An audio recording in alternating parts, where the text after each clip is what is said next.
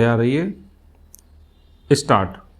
अध्यक्ष जी, जिस समय पाकिस्तान ने भारत पर हमला किया था उस समय उन्होंने देश की रक्षा के लिए महत्वपूर्ण कार्य किया था। स्टॉप। इसके साथ ही मैं मंत्री महोदय को यह भी स्मरण दिलाना चाहता हूँ कि शायद उन्होंने इस पर ध्यान नहीं दिया कि इस बार जो राष्ट्रीय पुरस्कार मिले हैं उनमें रेलवे प्रशासन को केवल 2 ही प्राप्त हुए हैं, जबकि मैं ऐसा मानता हूं कि हमारी सेना के बाद अगर किसी ने युद्ध काल में सराहनीय कार्य किया है तो वह रेलवे प्रशासन अथवा रेलवे कर्मचारी और अधिकारी हैं। स्टॉप। इसलिए उनके मनोबल को बनाए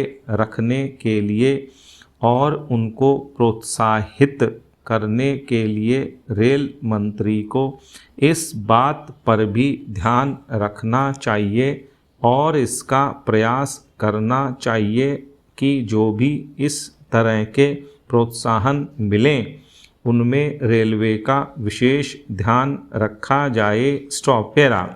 रेल मंत्री महोदय ने अपने वक्तव्य में भी रेलवे कर्मचारियों की प्रशंसा की है या उनको प्रोत्साहन दिलाया है, लेकिन यह प्रोत्साहन शांति काल में भी बना रहना चाहिए। स्टॉप।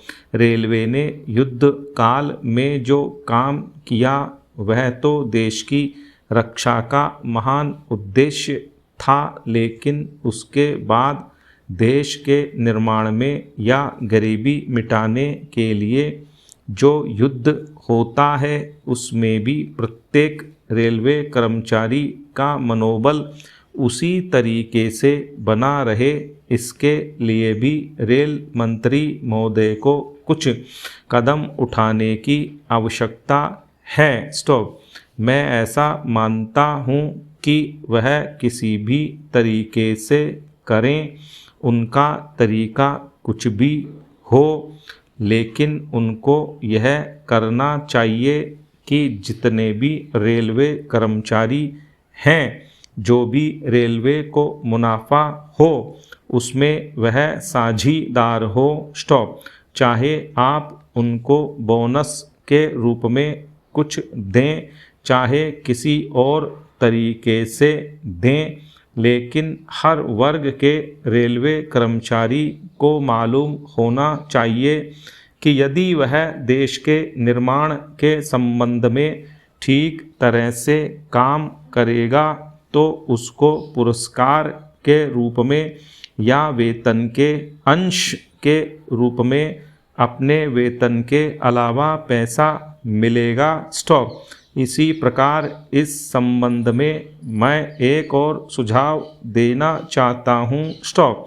स्वतंत्रता के बाद रेल प्रशासन भारत सरकार का प्रशासन हो गया, लेकिन यह लोकसभा एक विशेष उद्देश्य को लेकर चुनी गई है। स्टॉप। यह उस कार्यक्रम का एक नमूना ही है। स्टॉप। गांधी जी ने जीवन के सभी पहलुओं पर प्रकाश डाला था। स्टॉप। धन को वे संयम से व्यय करने के हक में थे। स्टॉप।